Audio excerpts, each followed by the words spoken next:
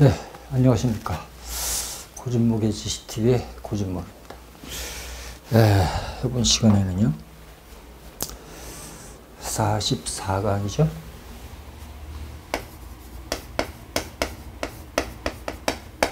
고전역학.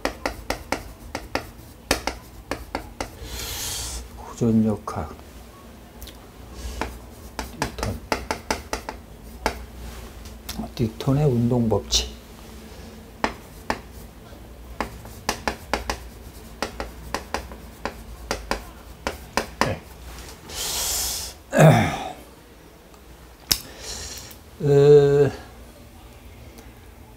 뉴턴이라는 분은요, 아이자크 뉴턴, 1942년 12월 25일 크리스마스 날 태어나셔가지고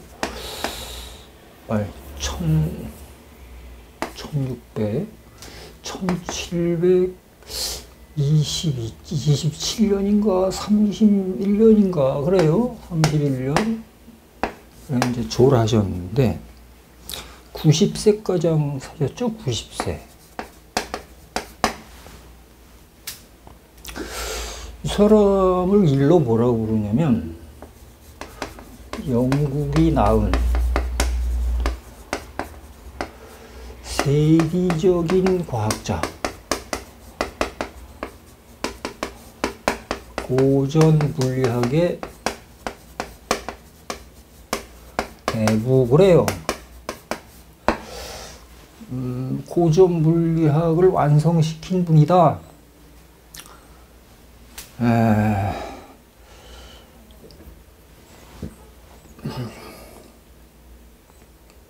태어날 때는 미숙아로 태어나가지고 일찍 아버지를 여여요. 그래서 호르몬이 밑에서 살다가 그 호르몬이가 이제 이웃집의 그 부자한테 시집을 다시 재가를 합니다. 그리고 그 새 아버지가 뉴턴을 굉장히 아꼈어요. 굉장히 똑똑했는 모양이에요, 뉴턴이. 그래서 학비를 잘 대주고 공부를 잘 가르쳐서 영국의 그 명문인 그 캠브리지 대학에 보냅니다. 그래서 캠브리지 대학에서 수학해요.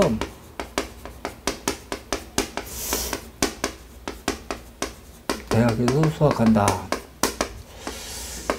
대학교 2학년 때 갑자기 유럽 전역에 걸쳐 불어닥친 흑사병의 열풍. 이 흑사병이 전 유럽을 강타하니까 사람에서 사람한테도 전염이 되거든요. 그러니까 학교가 휴교령을 내렸어요. 그러니까 뉴턴은 고향으로 되돌아올 수밖에 없겠죠. 그러다가 여러분들이 잘 아시는 만유인력의 법칙을 발견해요.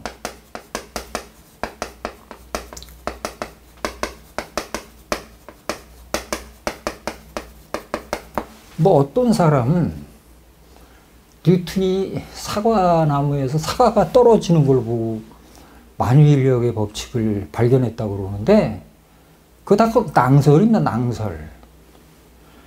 아니 그럼 우리나라 사람들은 뭐 속담에 감나무 밑에서 감 떨어지길 기다린다 그런 속담도 있는 판인데 우리나라 사람은 왜 감 떨어지는 걸 보고 만유인력 법칙을 발견하지 못했을까요? 그냥 듣기 좋으라고 그렇게 얘기하는 거고요. 뉴턴은 많은 공부를 한 사람이잖아요.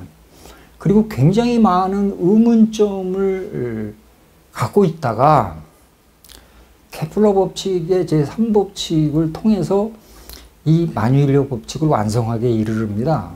그때 뉴턴이 한 말 중에 유명한 말이 있어요. 달이 떨어진다. 그러면 여러분 달이 떨어진다라는 말이 뭔지 아세요?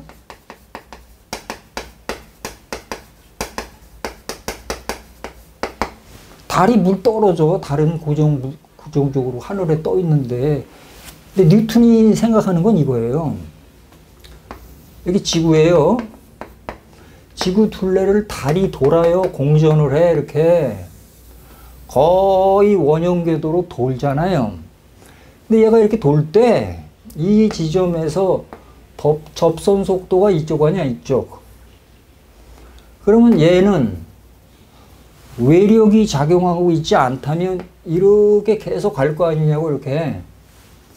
그래서 얘가 여기에 있어야 될 달이 여기에 안 있고 여기에 있잖아요. 실제로 얘가 여기서 이렇게 움직이잖아요. 이렇게. 이 말은 이쪽에 있어야 될 달이 이만큼 왔으니까 이만큼 떨어진 거 아니냐고. 즉 이렇게 지구가 강력하게 달을 잡아당기고 있는 이 구심력, 이 구심력이 바로 만유인력이다. 이걸 발견하신 거예요. 그래서 달이 떨어진다라는 말을 하신 거고요. 어쨌든 만유인력의 법칙도 발견했죠. 그 다음 대학에 이제 다시 복귀를 해서 공부를 한 다음에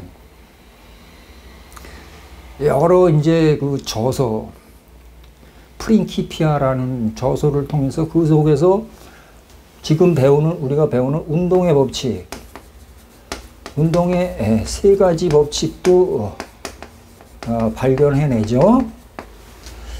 그 다음에 점성에 대한 거예요. 점성. 유체의 점성. 점성에 대한 법칙, 점성 법칙도 발견하고요. 그 다음에 냉각에 대한 냉각 법칙도 발견하고요. 나중에 다 선생님이 설명할 거예요. 그 다음에 빛의 입자성을 주장했으며, 빛의 입자성, 빛은 입자다 주장했고, 그 다음에 조폐국장을 지냅니다. 조폐국장은 뭐 영국 돈 찍어내는데 최고 책임자 아니에요. 그러니까 영국 왕실로부터도 굉장히 그 큰 신임을 받았던 분이죠. 그다음에 평민태생이지만, 이 사람이 평민태생이지만 나이트라는 기사자기를 받아요. 기사인데, 기사. 자기를 수여받죠. 자기를 수여받고 장수를 누리시다가 웨스터민스터 사원에 돌아가신 다음에 이게 안장되는데,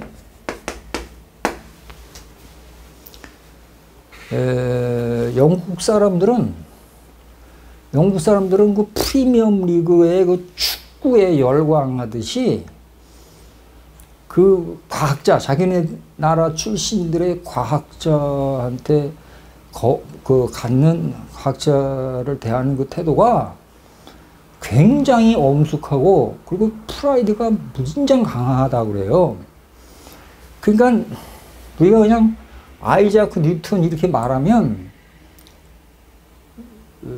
불공스러운 거니까 여기 앞에다가 반드시 SIR이라는 써라는 경칭을 붙여요.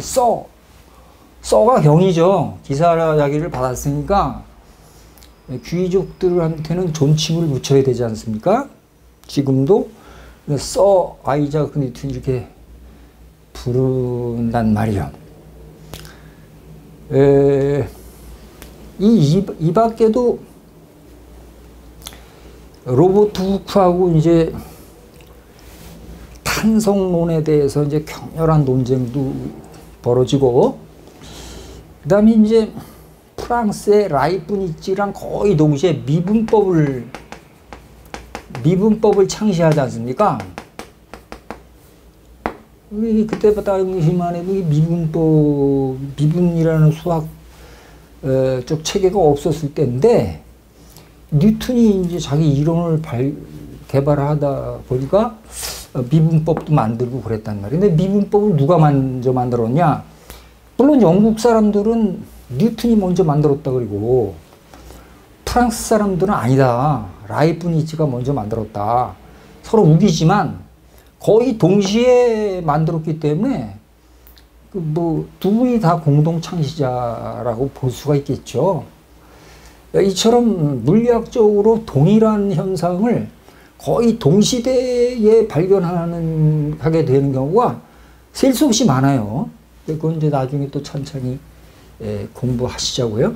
어쨌든 또 대략적으로 봐도 굉장히 훌륭하신 분이잖아요.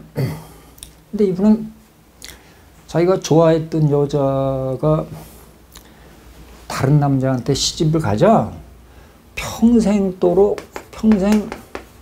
결혼하지 않고 독신으로 살아요. 독신으로 살다가 돌아가시는 그런 분이다. 요 정도 대충 우리가 왜 물리학적으로 뉴턴을 대부라고 부르는데 아버지라고 부르는데 물리학의 아버지인 뉴턴에 대해서 요 정도는 좀 알아두셔야 하지 않는가 싶어서 소개를 좀 한 겁니다. 자, 그 다음에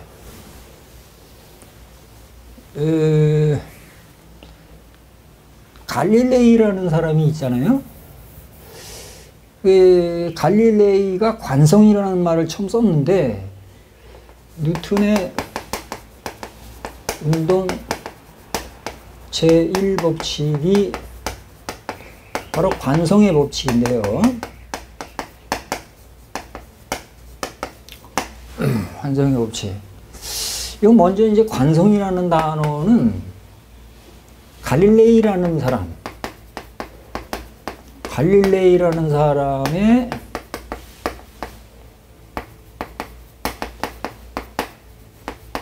그러니까 생각만으로 실험했다라는 얘기예요. 생각만으로. 진짜 실험한 게 아니라 생각만으로 실험했다. 그래서 사고적 실험 그러거든요.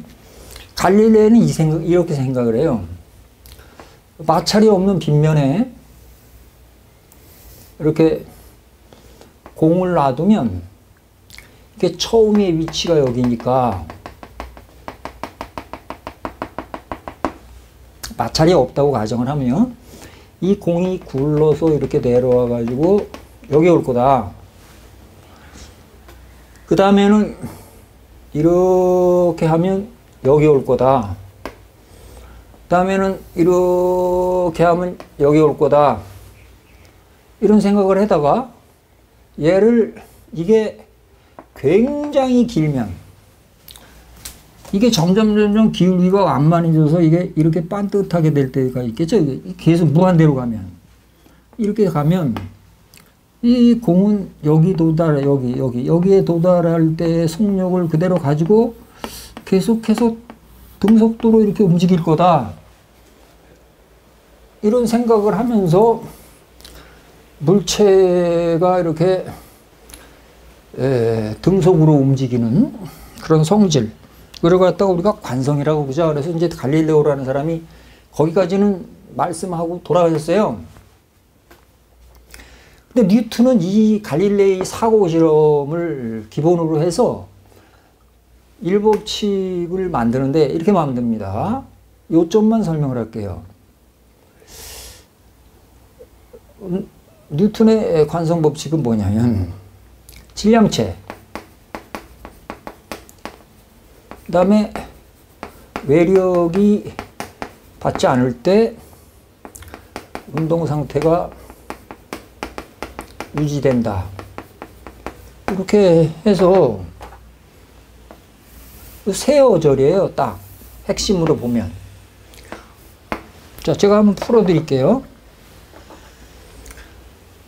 뉴턴의 제1법칙은 질량을 가지는 물체는 질량체거든요. 질량을 가지는 모든 물체는 외부로부터 어떠한 힘도 작용받지 않는 한 자기 자신의 운동 상태를 그대로 유지하려는 경향을 갖는다. 그러니까 정지한 놈은 계속 정지하려 하고 어떤 속도로 운동하려는 놈은 등속도로 운동하려고 한다.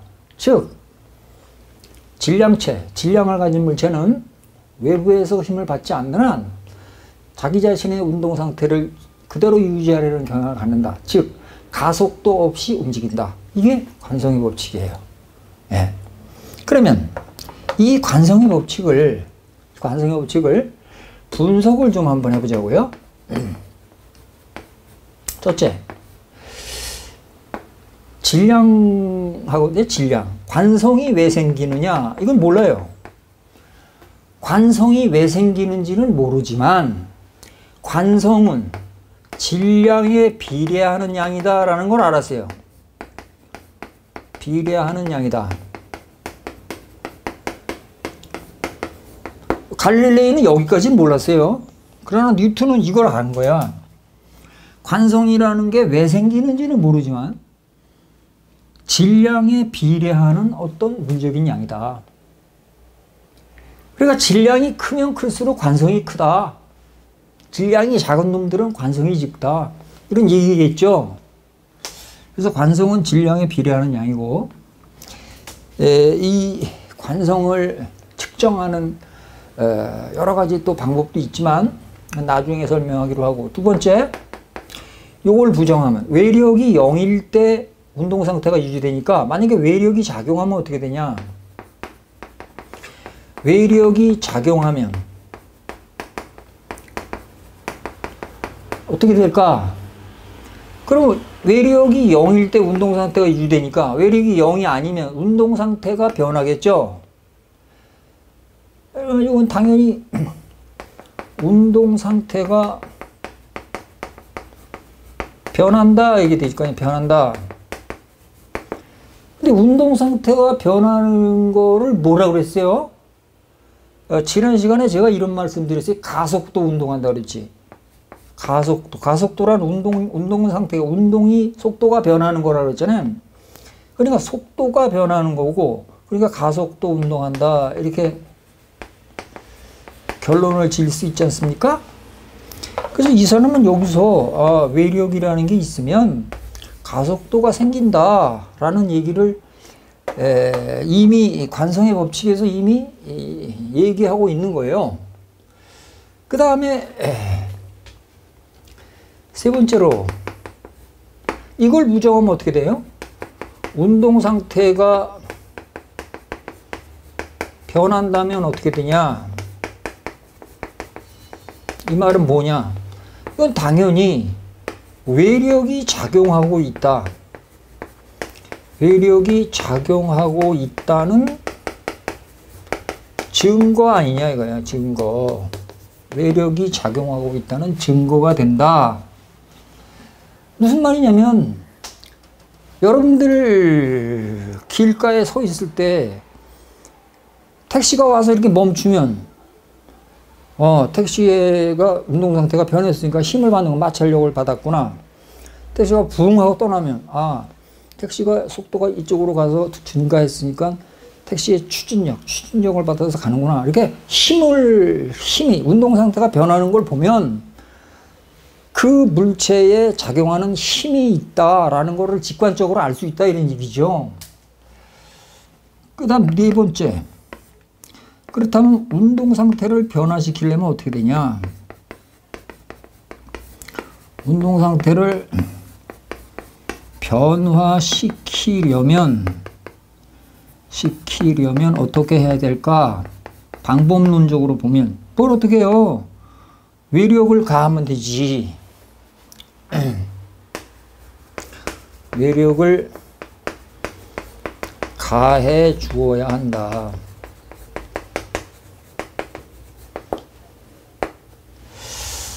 선생님이 여기서 단순히 힘이라고 안 하고 그냥 외력이라고 그래서 외력은 힘에는요 외력이 있고 내력이 있고 그래요. 그건 나중에 다 구별이 됩니다. 외력이라고 그랬어요. 외력이 작용하면 외력이 작용하고 있다. 외력을 가해줘야 한다. 이렇게 외력이라고 했어요. 바깥에서 물체 개 쪽에 바깥에서 작용하는 힘이 외력이거든요. 익스터널 포스. 그 외력이라는 관점에서 생각을 해보자 그런 얘기예요.